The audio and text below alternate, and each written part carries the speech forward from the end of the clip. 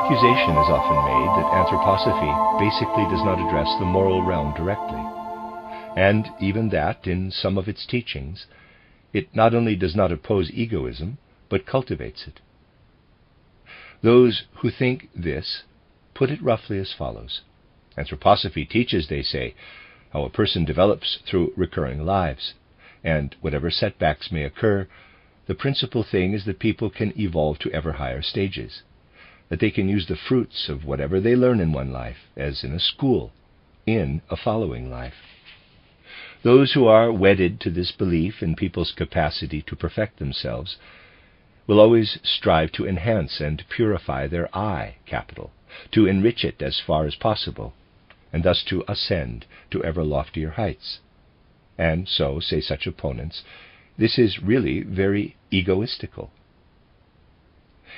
We anthroposophists seek to draw from the world of spirit teachings and powers that help raise our being to greater heights, and thus our motive is egoistic. Such people also say that we anthroposophists are convinced that imperfect actions will lead to bad karma, and that to evade this, we avoid doing certain things we might otherwise have done.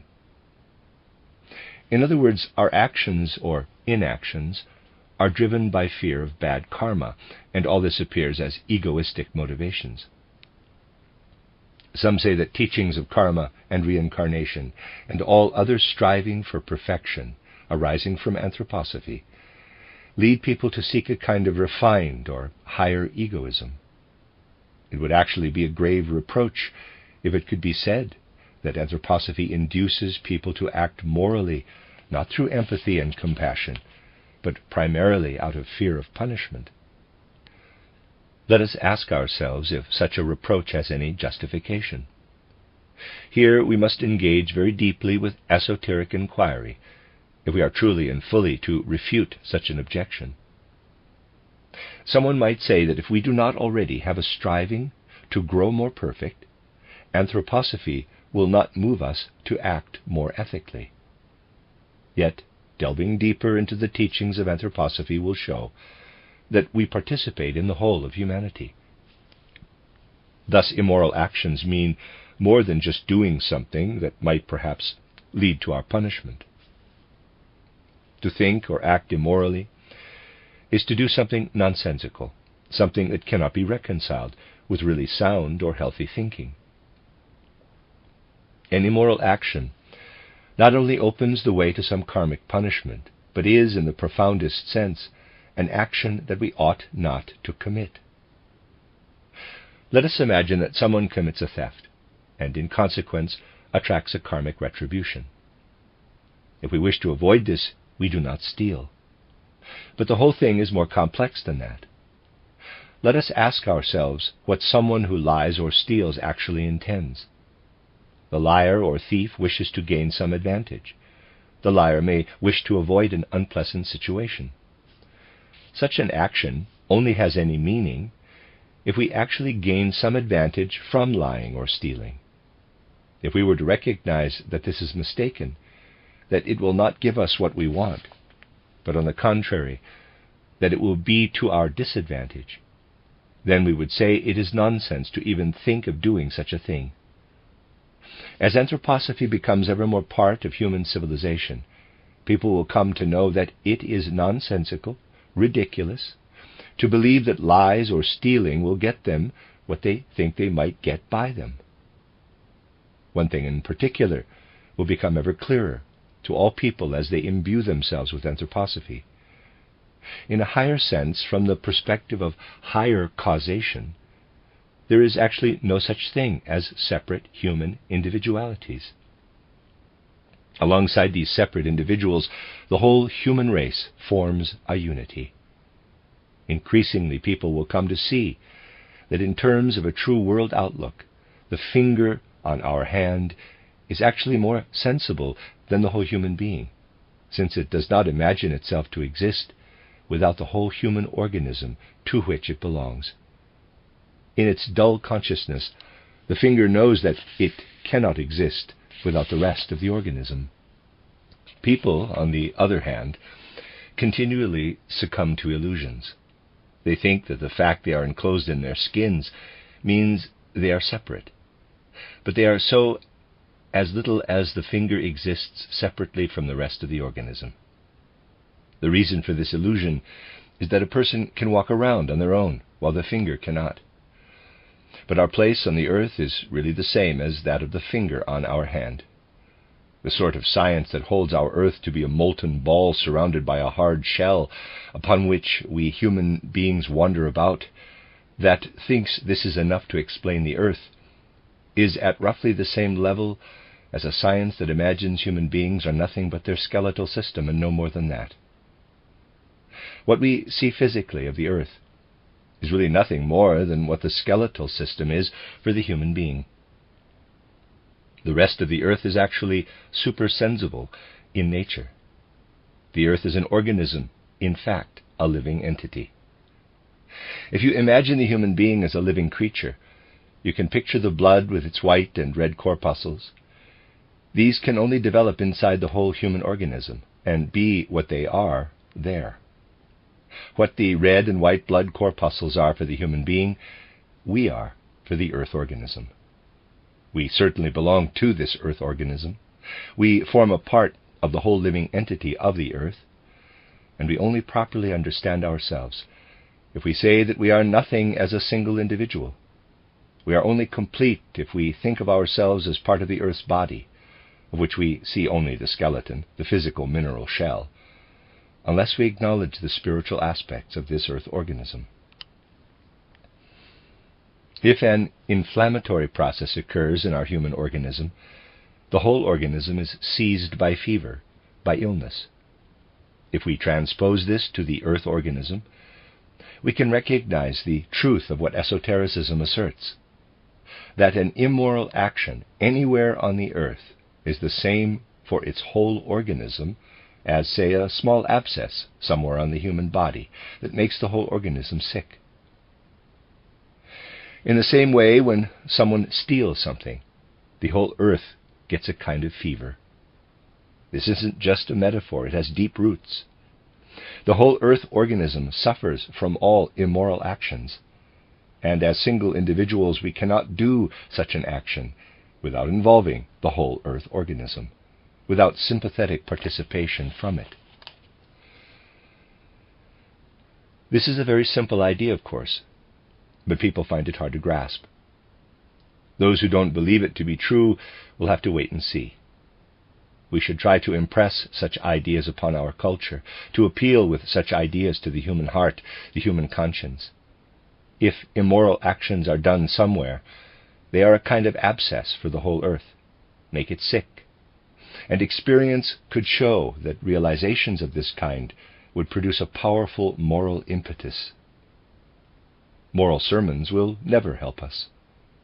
Yet seeing the truth of what I have said would do more than increase our insight.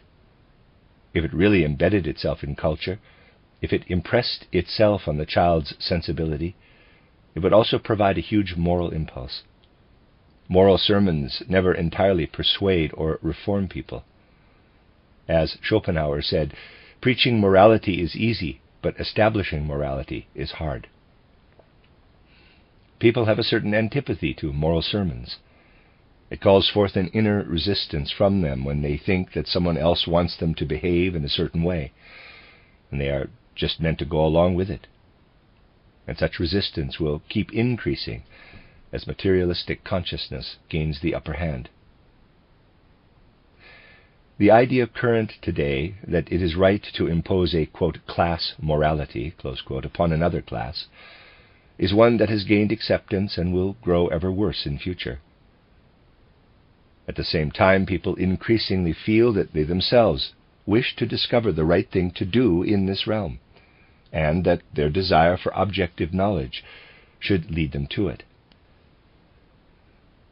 The human individual seeks ever greater self-assertion.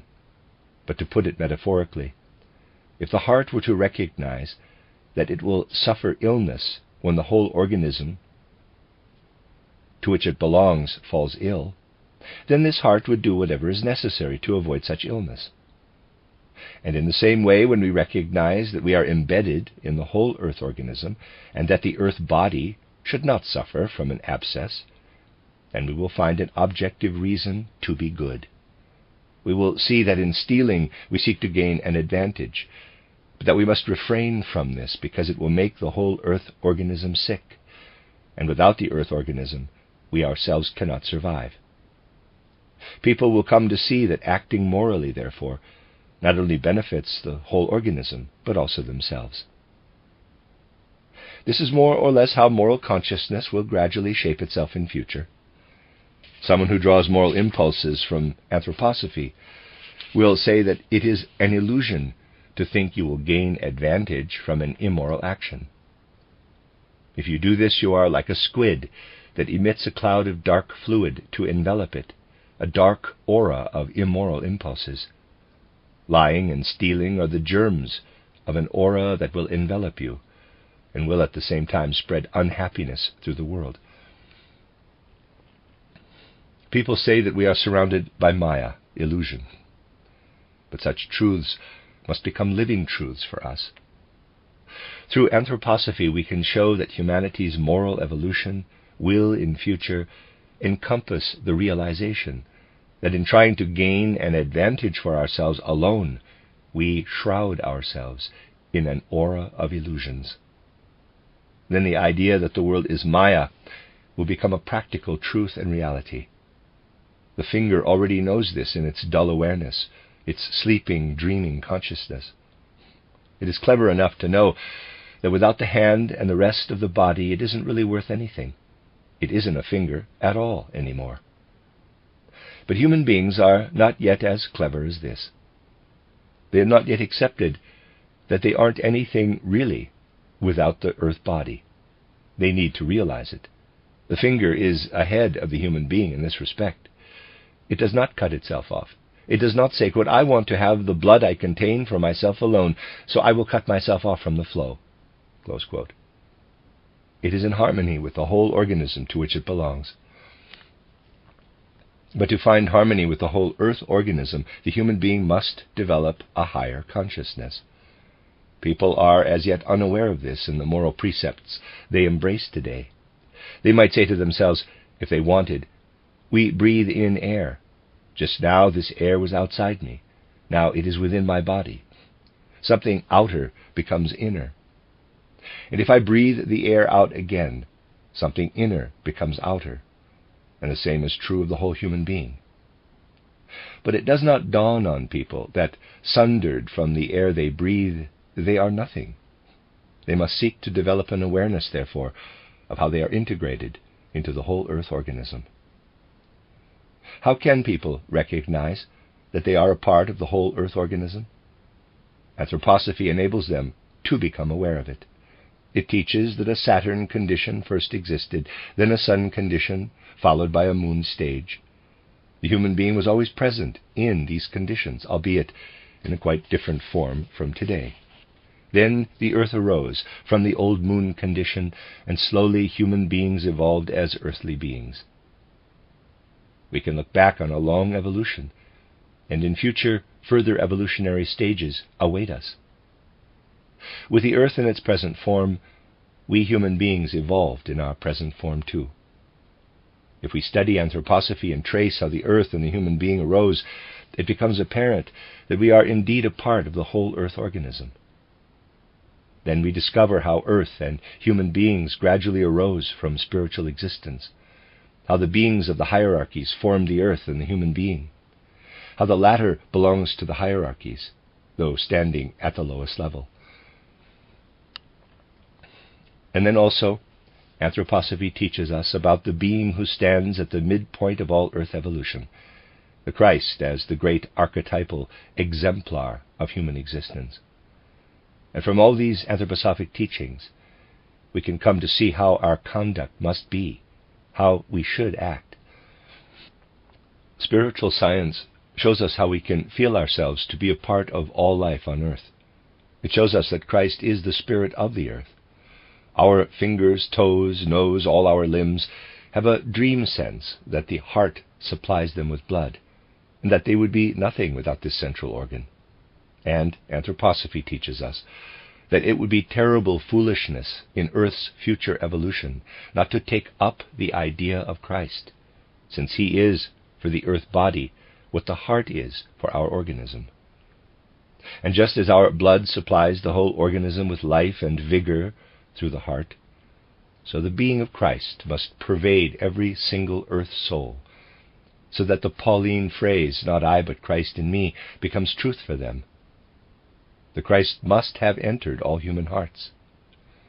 And if someone were to say that they can exist and survive without Christ, they would be as foolish as it would be for eyes and ears to say they could survive without the heart. If there's a difference, it is this: the human heart must be present in us from the very beginning, whereas the heart of our earth organism entered it only with the advent of Christ. But for all succeeding ages, this heart's blood of Christ must have entered all human hearts, and those who do not inwardly unite with him will grow arid. Earth's evolution does not wait. It arrives at the point that it must. Only human beings can be left behind, and would be if they resist inward affirmation of Christ. In their last incarnation on earth, a number of human beings would then stand there and have failed to attain the goal, have failed to recognize Christ, have failed to embrace Christ feeling, Christ knowledge in their souls. They will not be mature enough to progress to higher stages of evolution, and will sunder themselves from it.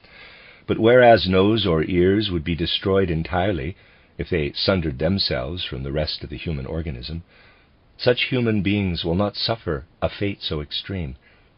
Esoteric Enquiry shows that those who do not wish to imbue themselves with the Christ element, the life of Christ, as anthroposophy makes possible, will have absorbed substances of decline and decomposition instead of progressing on into new stages of planetary existence. Initially, they will have to take different paths. Once human beings have absorbed the Christ into their perceptions, feelings, and into their whole souls over successive incarnations, the earth will fall away from these souls as a corpse lapses from the human being at death. The earth corpse will fall away, and what remains as Christ-pervaded spirit and soul will develop into a new form of existence and reincarnate again on Jupiter. And what will happen to those who have not taken up Christ into themselves? Spiritual science will offer them plenty of opportunities to perceive and absorb Christ. While people today are still resistant, they will become ever less so. But if we assume that at the end of Earth's evolution there will be people who are still resistant to the Christ impulse, a number of human beings would remain who could not progress to the next planetary stage, who have failed to reach the real goal of Earth existence. These people would greatly hamper the planet upon which the rest of humanity would continue to evolve, for they would not be able to coexist with the Jupiter condition as it is meant to be. They would be unable to experience the developments occurring there, and yet they would be present on Jupiter. Everything that later becomes material has first existed spiritually. Thus the immorality, the opposition to absorbing Christ, that people develop spiritually during the earth condition, first exists in the soul and spirit. But this will later be materialized. It will surround and pervade Jupiter as a neighboring element. And this element will have issued from those human beings who did not integrate the Christ during earth evolution. The immorality and Christ resistance that is now developing in the soul will then have become material, fully physical. And whereas the physical nature of those who have absorbed Christ will have refined itself on Jupiter, the physical nature of these others will be substantially coarsened. Esoteric Enquiry conjures before us a picture of the future of those human beings who have not achieved maturity during Earth's evolution. Today we breathe air. On Jupiter there will largely not be air, but the atmosphere there will consist of a substance that is finer, more ethereal than our air. People who have achieved the ends of Earth evolution will live in this element, while the others, those left behind, will have to breathe something like an unpleasantly hot, boiling fire air, a sultry element containing unpleasant vapors. Thus those who failed to reach the goal of Earth maturity will be a cross for the other Jupiter humans to bear, exerting a pestilent influence in the environment, in the swamps and the rest of the Jupiter soil. The fluid physical nature of these people's bodies will be comparable to a fluid that keeps hardening into solid, then inwardly freezes and congeals.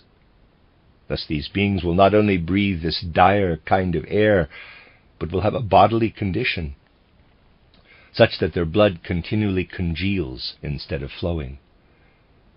The physical body of these beings will be of a mucilaginous substance, nastier than the substances of our slugs and snails today. Endowed with these properties, they will secrete such substances like a kind of crust that surrounds them. These crusts will be softer than the skin of our snakes today.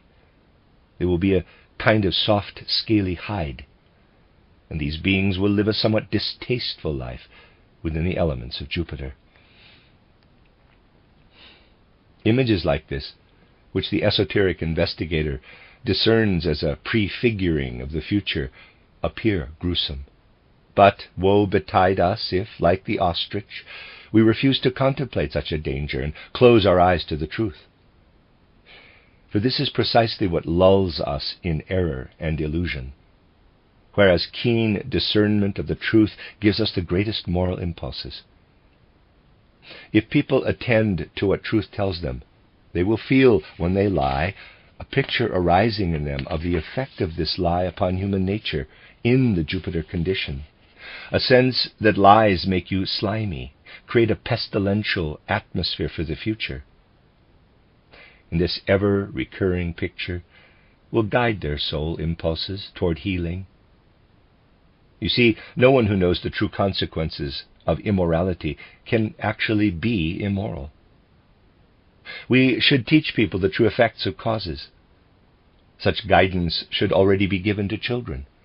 Immorality exists only because people lack knowledge. Only the darkness of untruth makes immorality possible. Yet let us remember that such connections between immorality and ignorance must be wisdom, not mere rationality. Intellectual knowledge alone compounds immorality, and even if it becomes subtle ingenuity, deceitfulness. Wisdom, on the other hand, acts upon the human soul so that truth and inmost morality emanate from it. My dear friends, it really is true to say that moral sermons are easily come by, while actually establishing morality is hard. Establishing morality means doing so in wisdom, and wisdom is first necessary for this. You can see that Schopenhauer was absolutely correct when he coined this phrase. And so we can see how unfounded it is for people who do not know anything really about spiritual science to accuse it of being devoid of moral impulses. Anthroposophy shows us what we engender in the world when we fail to act morally. It offers wisdom from which morality itself issues. There is nothing more arrogant than saying we need only be good people and everything will be fine. We first have to know how to actually be a good person. Modern consciousness is very arrogant in rejecting all wisdom. True perception of the good requires us to delve deep into the mysteries of wisdom, and this is inconvenient, for it necessitates us learning a great deal. And so when people come and tell us that teachings about reincarnation and karma are the basis for egoism rather than morality, we can reply no. True spiritual science shows us that if we act immorally, this is roughly tantamount to taking a piece of paper to write a letter and then instead lighting a match and burning it. This would be grotesque and nonsensical, but this is what we do if we act wrongly or harbor an immoral outlook. For our true, deeper human nature Stealing signifies the same as lying. If we steal, we plant in ourselves the seed for the growth of a slimy, nasty substance in future, for the spreading of pestilential smells around us. Only by clinging to the illusion that the present moment is something intrinsically true and sufficient unto itself can we undertake such an action. By stealing, a person incorporates into themselves something that equates to a flaying of our human nature. And if we know this, we will be unable to commit immoral actions any more. We will be unable to steal. Just as a plant seed will sprout in future into a blossom, so spiritual science, if implanted in the human soul, will sprout into human blossoms, that is, human morality. Anthroposophy is the seed, the soul is the good soil for it, and morality is the blossom and fruit of the plant of the evolving human being.